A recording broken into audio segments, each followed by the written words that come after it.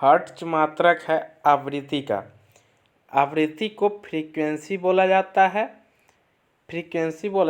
और हर्ट्ज को hz से सूचित किया जाता है।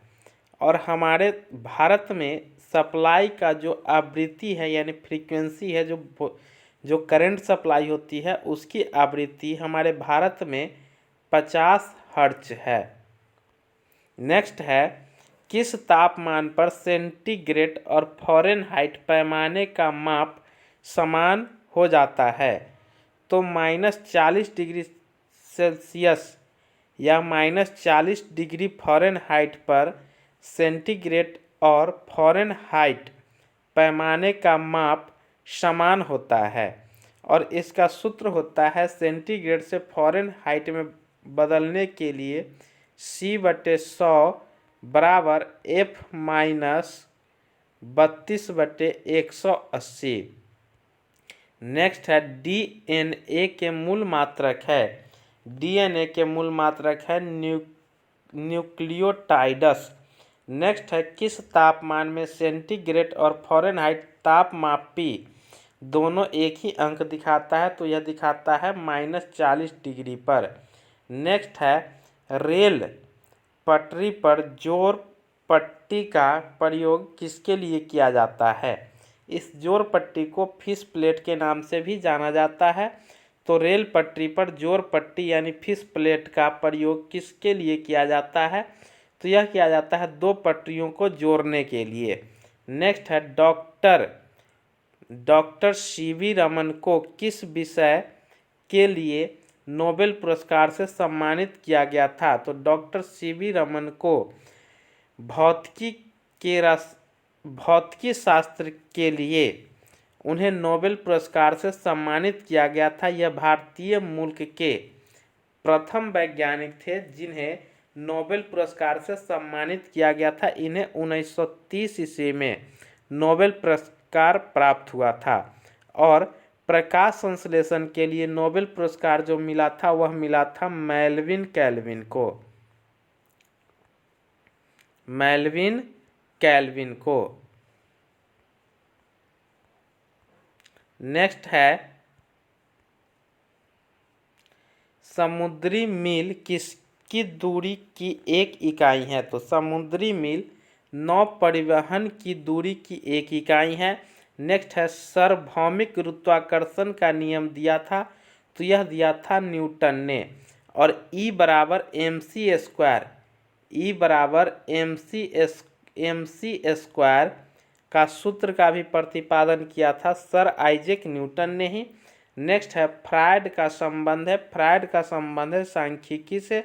नेक्स्ट है, परमाणु रिएक्टर डैश को ईंधन के रूप में प्रयोग करता है?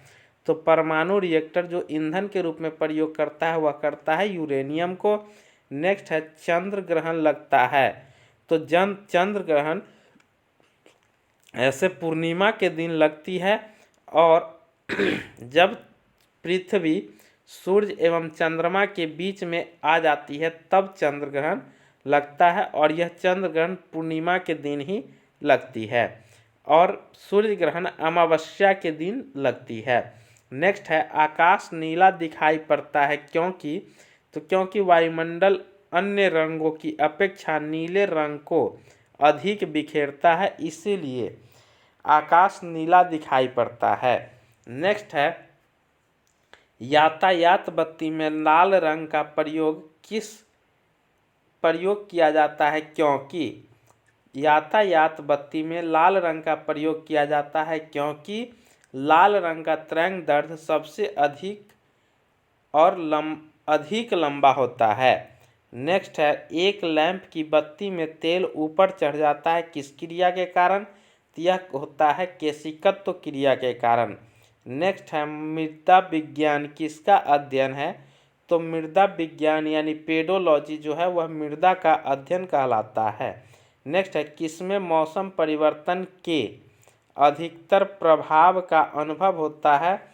तो यह होता है उत्तर समशीतोष्ण क्षेत्र में मौसम परिवर्तन के अधिकतर प्रभाव का अनुभव हो जाता है।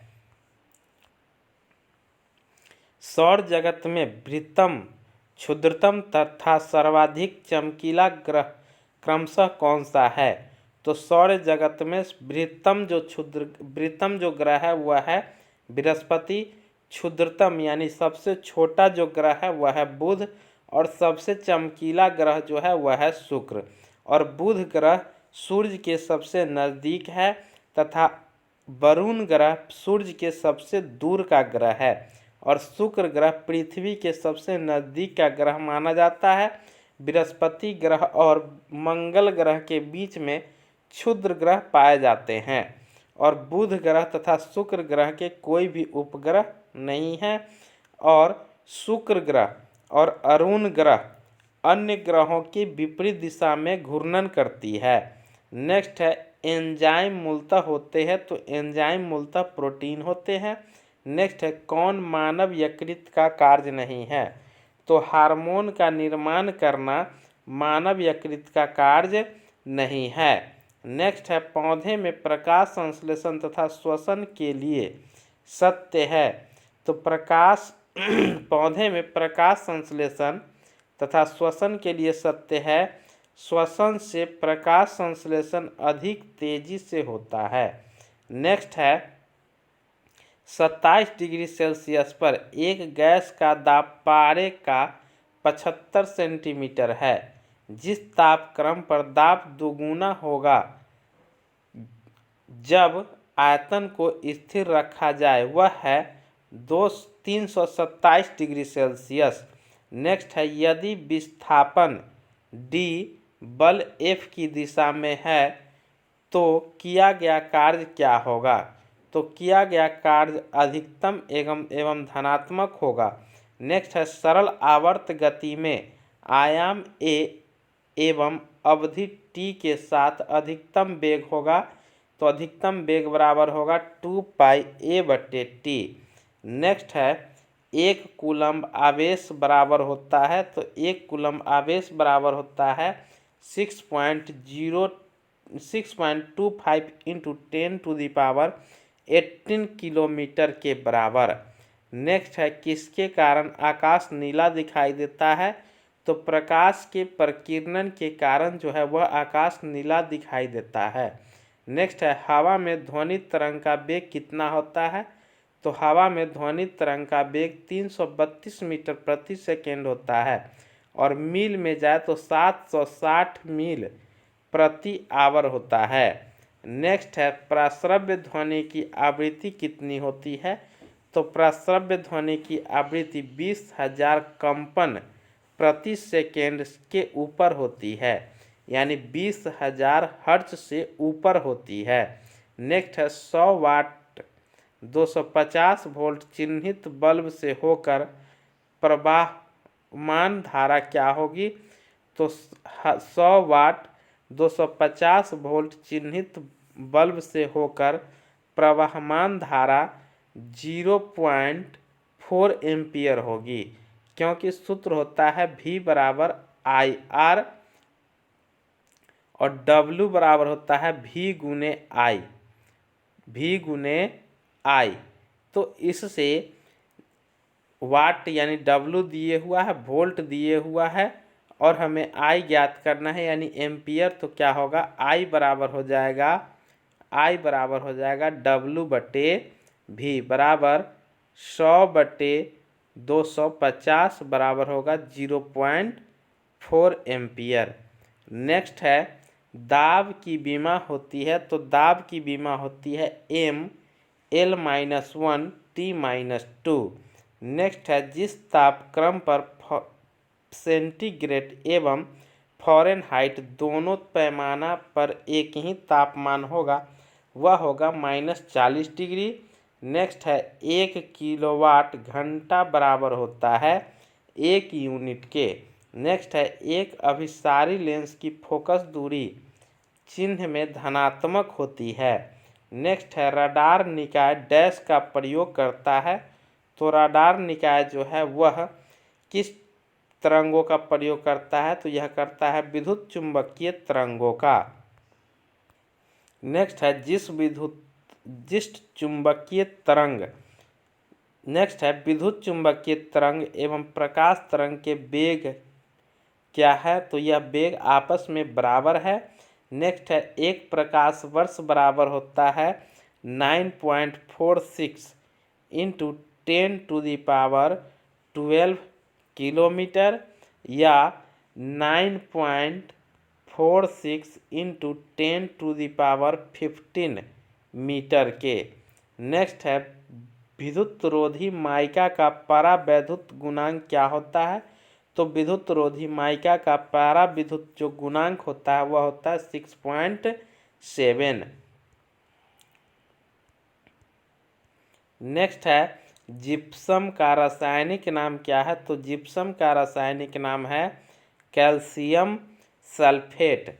नेक्स्ट है आपेक्षिक आर्द्रता को मापने के लिए किस उपकरण का प्रयोग किया जाता है, तो यह किया जाता है हाइग्रोमीटर का। और जल का घनत्व मापने के लिए तो हाइड्रोमीटर का, हाइड्रोमीटर का यह होता है जल का घनत्व मापने के लिए, और आपेक्षिक आर्द्रता मापने के लिए हाइग्रोमीटर। नेक्स्ट है निकट दृष्टि दोष का सुधार किया जा सकता है कनकेव यानी अवतल लेंस द्वारा।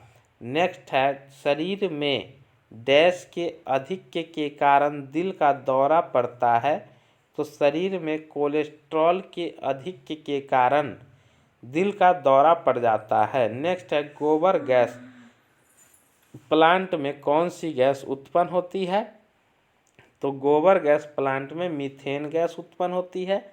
दलदल में भी मीथेन गैस उत्पन्न होता है।